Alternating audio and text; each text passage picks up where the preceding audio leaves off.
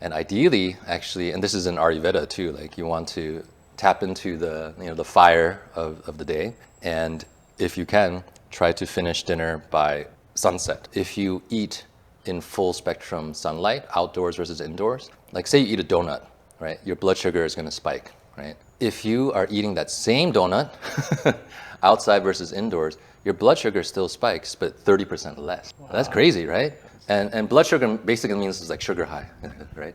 In other words, like when you're outdoors, that full spectrum sunlight allows that blood sugar that's in your blood to be absorbed into your liver more quickly. It's amazing, right? Especially if you have diagnosis of high blood sugar leading to pre-diabetes to diabetes. So then she committed to that because she saw improvement, and so she started to eat instead of at 10 o'clock.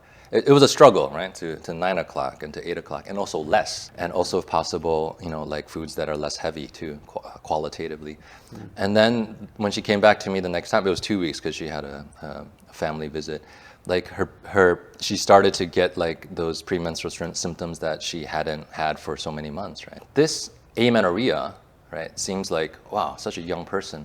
But again, it's the body's wisdom. Because we know like women who do ultra marathons, right? Like running, like training for like 100 miles, their period also shuts down because the stimulus that you're giving it is that we're basically like a refugee, like escaping a war. Like, danger. Yeah, so like there's no point to invest energy in the reproductive system. It's not viable, right? All the energy needs to go to the periphery to survive. And so it sounds so simple, but even like, I don't know if they still have it in there, like back in the day, like even like the CDC said that like 70-80% of diseases are caused by stress, so I don't know if they changed that, but and it sounds so simplistic, but that pretty much is it.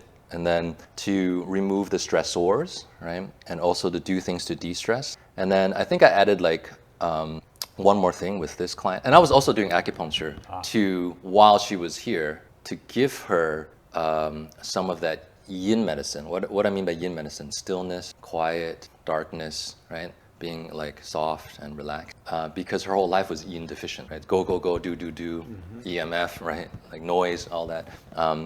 And so I would say even the culture is yin deficient, right? Yang excess. Go, do, which gets us into do. So while she was here, like simulating, like some people call this place a refuge, right? So that means I'm like, okay, interesting. Like multiple people have said that. So that means you're telling me like you're a refugee, right, of modern life. And so you're barely surviving. You come here and you have a refuge, at least temporarily, to actually be. Literally, just simply, just be. Yeah. Wow. So I saw her for like maybe 6 months, and then by the last couple months, it was monthly again, and even starting to sync with the moon.